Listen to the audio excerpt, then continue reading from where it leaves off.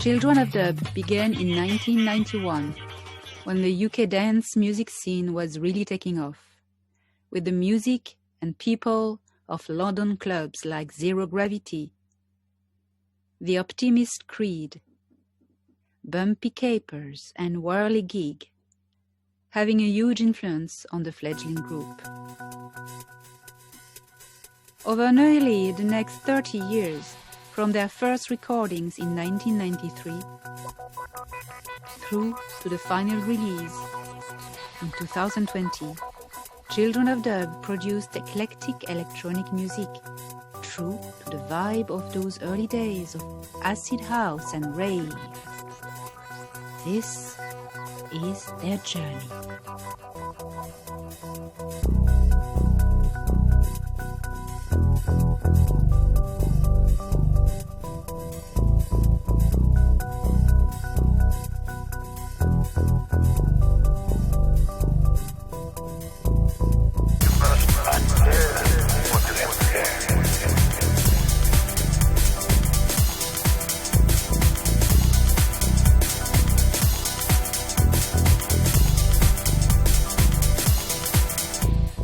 How did you become a whirl-y-gig artist? And what influence did whirl-y-gig have on your music? I first went to the whirl-y-gig in the end of 1990, I think it was. My friend Dave had told me about it, and it sounded very weird to me. It started like 7, 8 o'clock in the evening and finished at 12. It didn't have an alcohol license. And I thought, God, that doesn't sound like much of a good club to me. But he said, look, you've got to come. You won't understand until you've been there. So I said, oh, okay, all right, okay, I'll take your word for it. He generally had pretty good taste, so we went along. And, there's a giant queue outside Shoreditch Town Hall. And I was totally blown away with the music from all over the world, and just brilliant stuff to dance to, and the lights. Oh my God, the lights were just out of this world. And of course, the parachute set at the end, really wasn't expecting that at all. Quite a magical experience. And so I started going on a regular basis. But it took me quite some time before I summoned up the nerve to approach DJ Monkey Pilot with a tape. I chickened out many times actually, and I did eventually. I think it must have been maybe 1993 by the time I gave him a tape that I was kind of happy with. And I'd put my number on there, and he just rang me up and say, hey, I really like the tape. Would you be interested in doing a gig, doing a parachute set, which was about 20 minutes. So I was totally flabbergasted by this. The best I'd kind of hoped for was that he might play one of the songs. That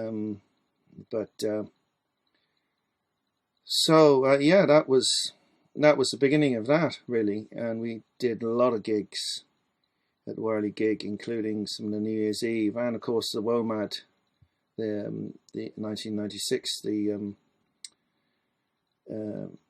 the festival there.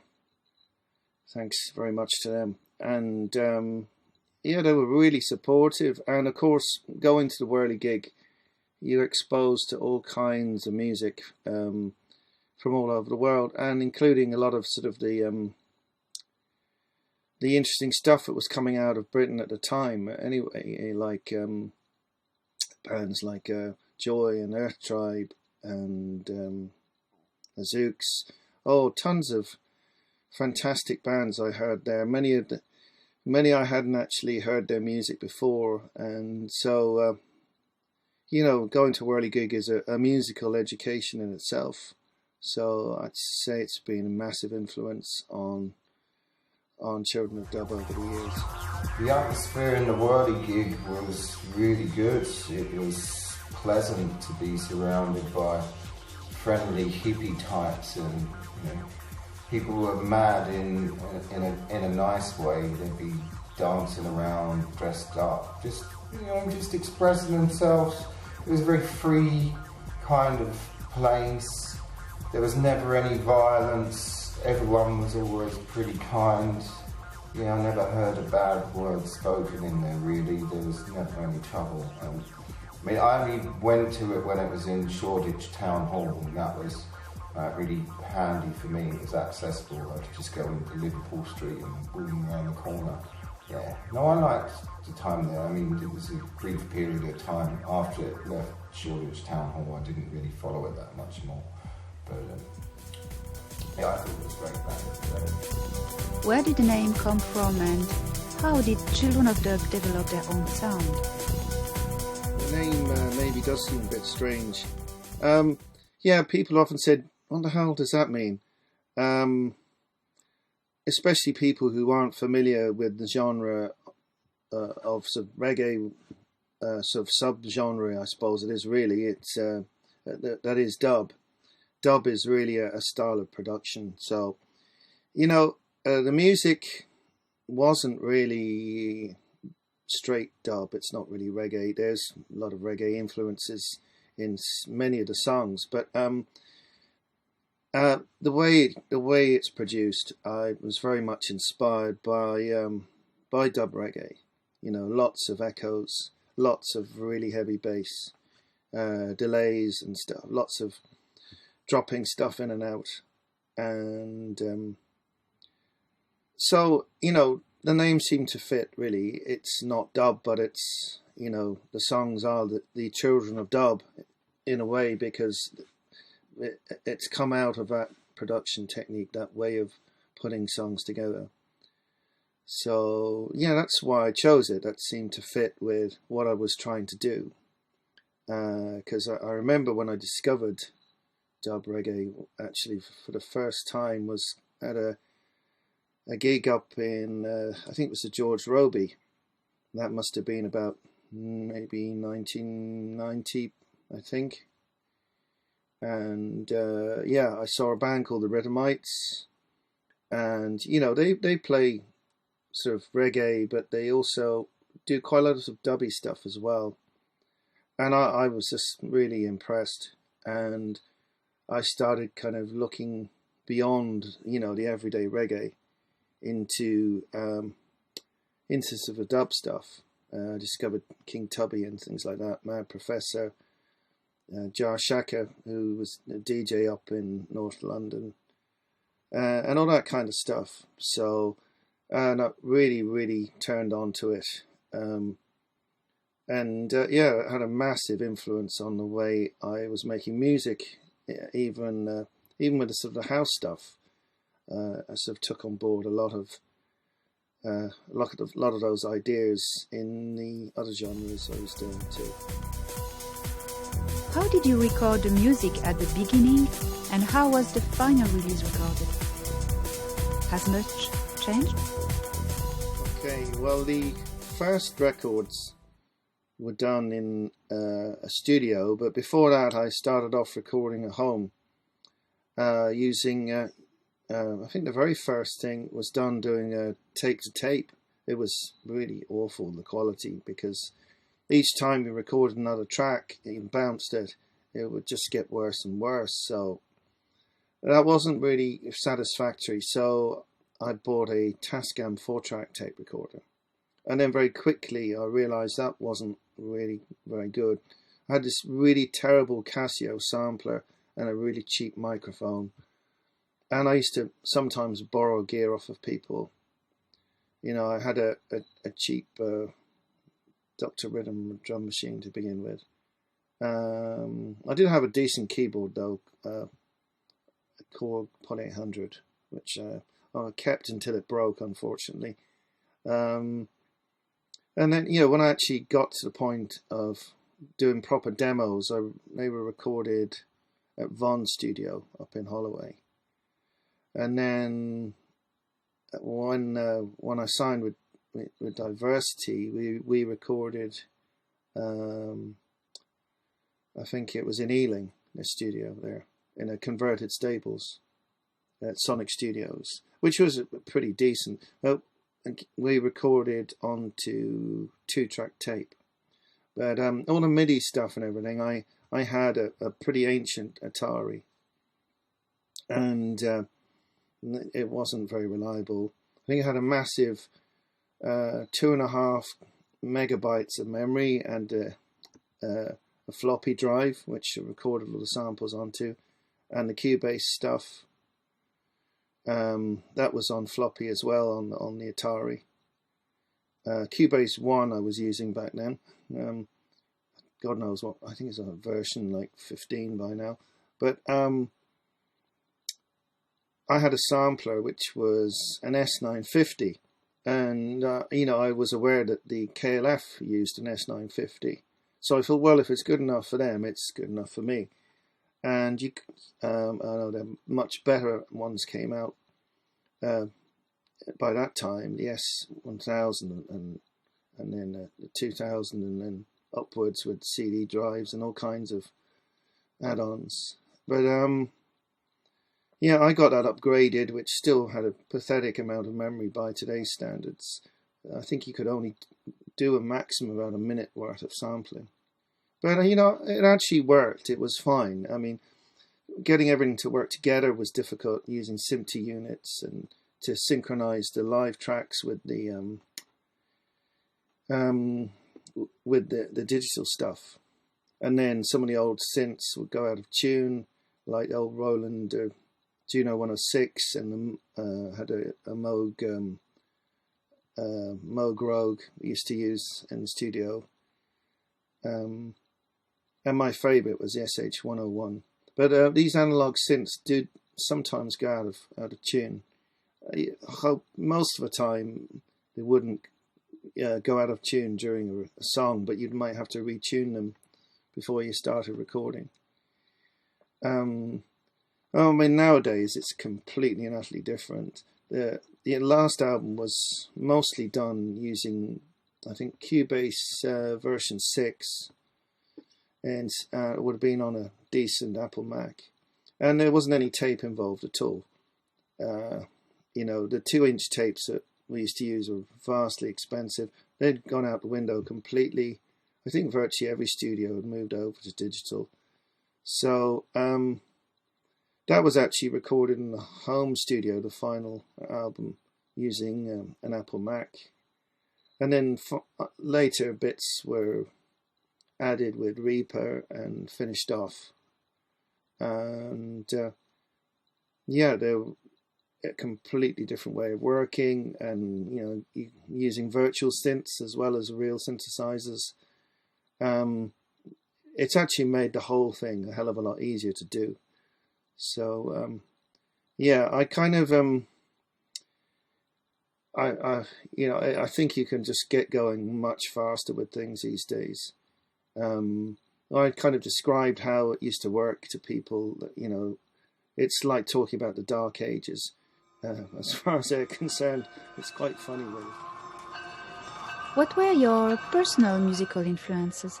Oh, musical influences, that's a difficult one. How long have you got, really? I mean, God, there's so many things that have been influential. I suppose things that really affected me, I suppose Jimi Hendrix, my dad was a huge fan of him, so I grew up listening to Jimi Hendrix quite often. And then my Uncle Chris introduced me to Tangerine Dream and also Kraftwerk, and both of them were kind of like nothing I ever heard before. I was very impressed. And before that I hadn't really heard any electronic music. A lot of electro sort of new wave stuff of the early 80s. That was great. Ultravox, Thomas Dolby, Depeche Mode, stuff like that, OMD. Oh, the early Human League. Oh God, so many great stuff. Oh, the Eurythmics, their second album, which was Sweet Dreams. I was blown away by that record. Every single song on that is superb. And of course, actually, I covered one of those on the last album, This Is the House.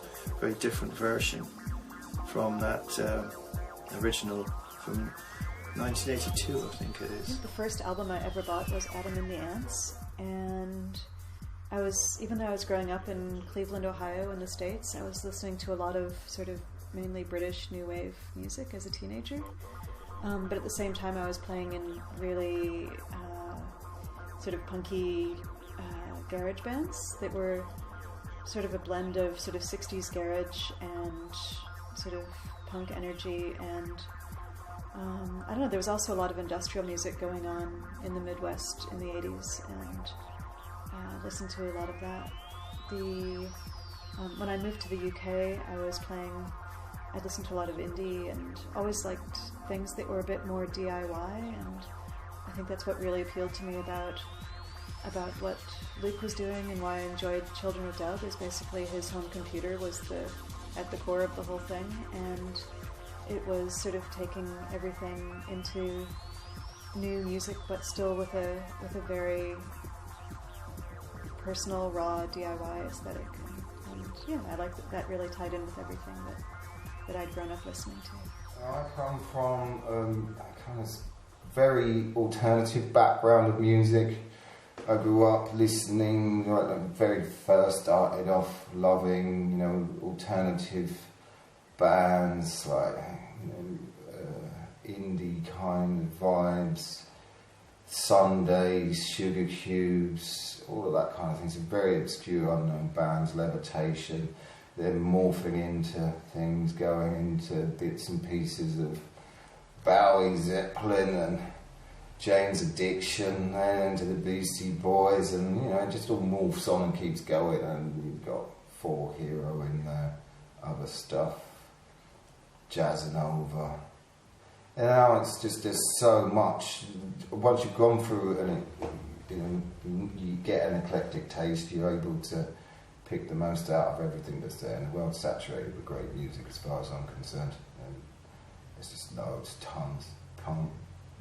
Brazilian music I love, African music I love, Indian music I love Russian songs, I love all kinds of culture from here where I live. Yeah, just endless. Do you miss performing with Children of Dub live? Yes, and it could be very exhilarating. It was, I had some really great gigs. Did have a couple of really terrible gigs too. I remember once there was a gig on during the World Cup, and the promoter had forgotten about that, and virtually nobody showed up. There was like one man and a dog kind of situation. It was quite funny. Yeah, there was an England match on. I think this was up in Leeds at the time. I'm not 100% sure, but yeah, it was very disappointing. My mixing desk blew up actually. That was at Brixton Academy. That was a bit of a nightmare. Do I miss playing live with Children of Dub? Yeah, I definitely miss playing live with Children of Dub.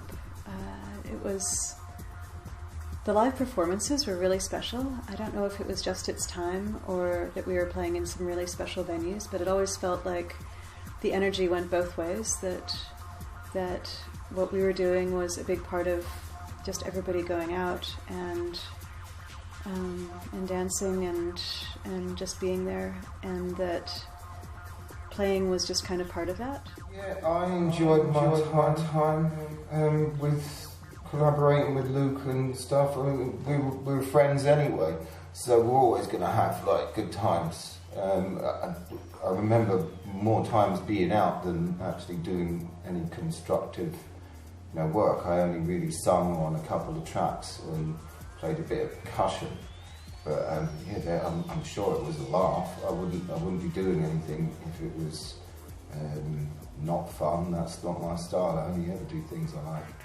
That's my philosophy. What was a highlight of Children of Dub for you? personally? I suppose the highlight for me of doing Children of Dub was being able to write and produce my own material. I was very lucky, really. Both record companies I worked with allowed me complete freedom as far as making the music, which was really what I most wanted, was to have control over that, to write the songs, well, my own and with other people, but to not have some kind of bullshit producer standing there going, oh, we need more, you know, background vocals, or let's cheese this up a bit. So yeah, that was wonderful to be able to have that freedom. I think my personal highlight of Children of Dub was playing at WOMAD in '96. It was really great when the recordings from it were released recently. It was just really good to hear it again. I have great memories of it, and yeah, it was just a really great time. You know, I was lucky to be able to go and record all the stuff, to meet lots of people, not just in music, but different walks of life, and also to go and travel, not just around the UK, but other countries as well. So, I mean, I experienced a lot of things that I wouldn't have done otherwise as a result of doing this band. So, yeah, I think I was really lucky to have that, and you know, these experiences do change your life, change your outlook. So, yeah, I'm very grateful for that. Did you dive deep into the scene? I'm not actually sure what the scene was. I know.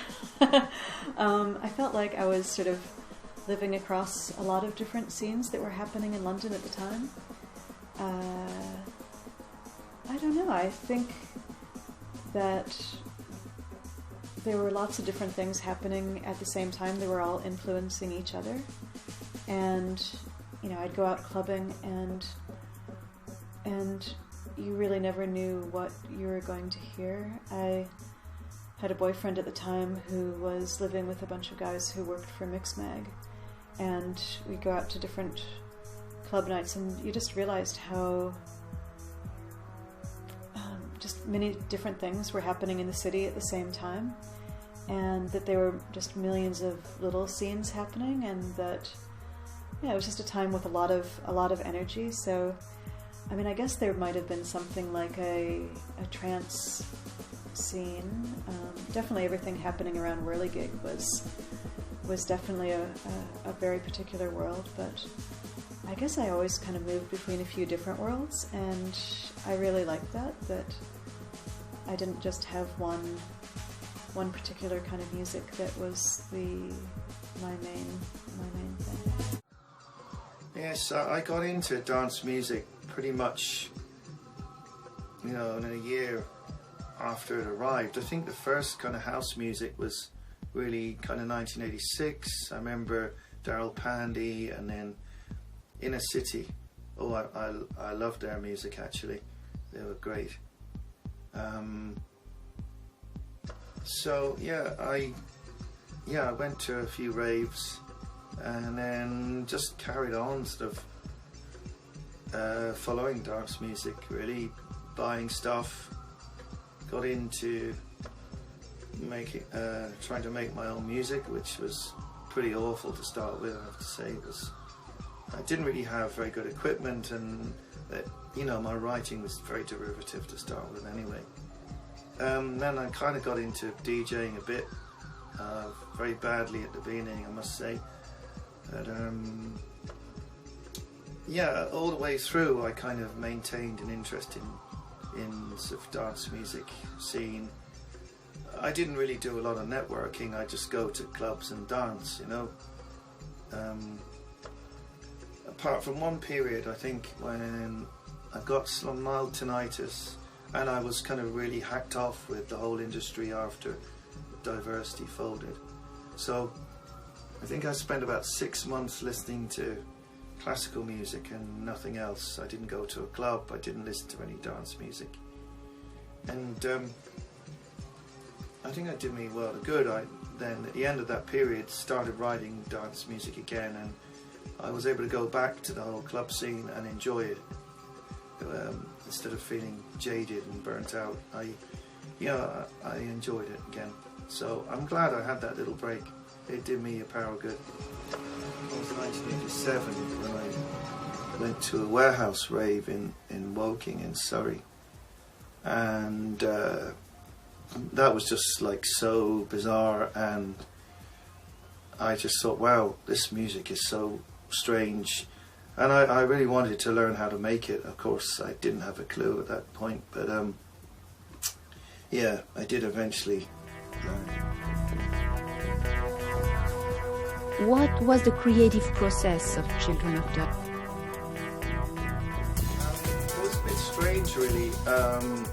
I used to write songs in my head mostly, so I'd sometimes I could wake up in the morning and I've dreamt like something, and I can hear the song playing in my head, almost complete, and then I had to kind of go and try and record it and hopefully do it justice. Sometimes it did happen that you kind of start off with a bass line or something, and then the song would just come together. But I think most of the time, I got the whole song sort of appeared in my head, I suppose. I can't really describe it any other way. Most of the time I did the songwriting, and there are quite a few ones as well where I collaborated with people, and that was good too. I enjoyed doing that as well. Well, I still make a lot of music these days. How it relates to back then, I still use the same Cubase program, I think, that we all started off on. There's just different variations. Well, I think I'm on Cubase 6, and other people are up to Cubase 10 or 12 or whatever it is, but that was the final upgrade I got, and until that packs in, I'll just keep working away with that. So yeah, I'm always busy creating. As the moon waxes and wanes, it seems to appear and disappear like the hares in the fields. Cycles of change that came to symbolize the great cycle of death and rebirth.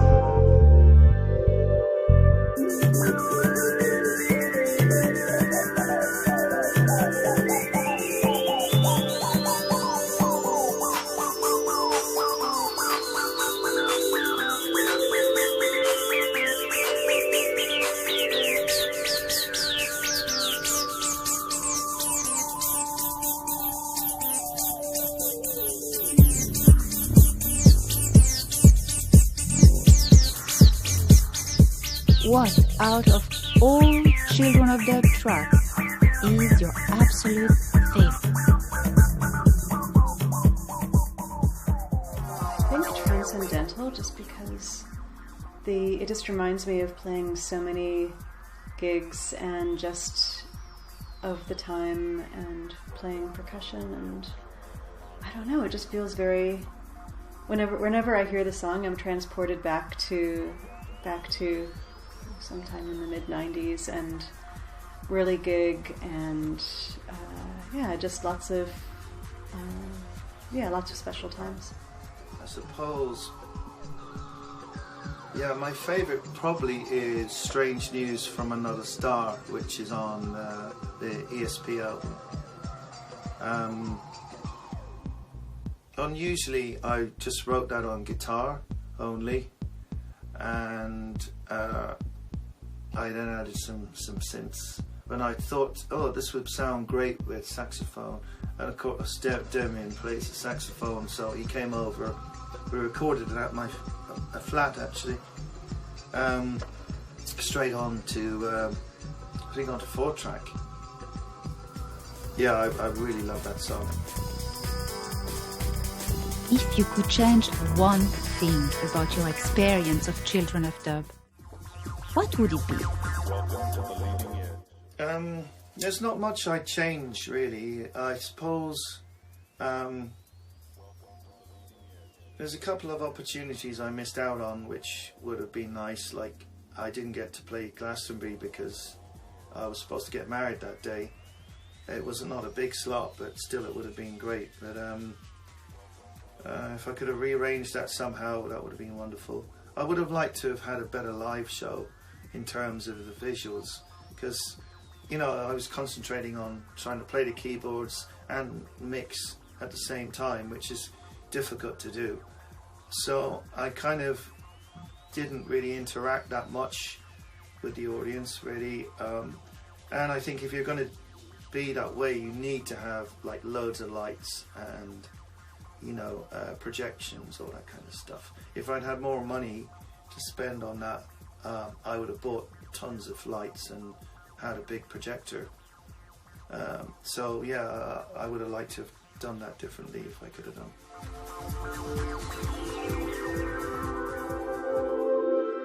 What did you learn from the music industry during your time with Children of Dub? I'd already been working in the music industry for a while. I'd been working at some booking agencies, and so I don't think there were really any surprises for my time in Children of Dub with the music industry. I kind of knew that it was always hard, that it was sort of an uneasy balance of trying to make money and trying to make music, and yeah, I don't think there were any particular lessons that I learned through it. I think we were lucky to work with some really great people who really cared about music, and I think that's pretty much the best you can expect from being involved with the music industry. You know, I was lucky to be able to go and record all the stuff, to meet lots of people, not just in music, but different walks of life, and also to go and travel, not just around the UK, but other countries as well. So, I mean, I experienced a lot of things that I wouldn't have done otherwise as a result of doing this band. So, yeah, I think I was really lucky to have that, and you know, these experiences do change your life, change your outlook. So, yeah, I'm very grateful for that. Well, I don't have a great opinion of the music industry generally, I'd have to say. Financially, I got really burned by diversity. You know, they went out of business, but you know, at the end of the day, my main interest was just to make the music. The industry isn't really there to support artists, it's there to make money. And I think if you're young and naive, you probably can't tell the difference between the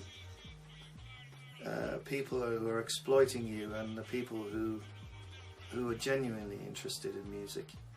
Of course, there's a mixture of those in the industry, but I think it's different now. A lot of people are making music entirely by themselves, marketing themselves. The industry's changed completely. I mean, bands like Radiohead, also Prince, made a huge impact on the industry. So, yeah, my experience wasn't particularly wonderful, I could say. I didn't really learn a whole lot from the music industry back in the day. I avoided the music industry quite a lot because I think I was quite aware that, you know, some of it's, the commercial side of it's full of snakes and businessmen, and I never really gel with those kind of people. There's always a vibration. I sense it a mile away. So I avoid them. I've only ever done very small projects, you know, under the radar kind of stuff. So I was never into it to be a millionaire. I'm quite happy creating, and you know, I've achieved a lot. I've got everything I want, all the equipment I want, everything I need. So you know, I'm 100% happy.